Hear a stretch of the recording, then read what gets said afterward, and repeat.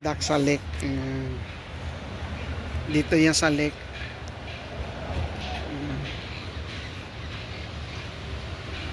Ayan po, 30 pirasong dak. Ewan ko kanino to. Pero ang galaan nila ayun, banda ron. Malaki yung galaan nila doon sa padgad sa ilog. Ayan. Oh, ganun.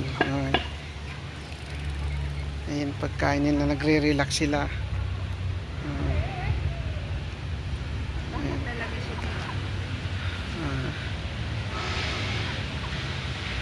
Ito naman yung pusa ko. Katba! Katba! Katba, ba't binuksan mo naman na? Katba! Parang amaarawan siya. Oh, sige.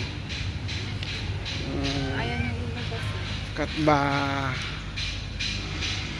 Ayan, dito ko siya dinala sa park. Ayan. Ayan, yung mga duck, pato. Ayan. Nasarap ng pahinga nila. Ayun lang uli nila.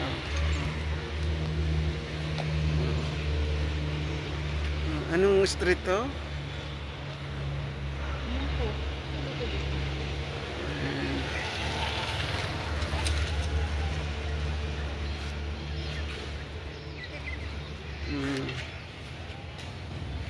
Bantay kayo pa rin.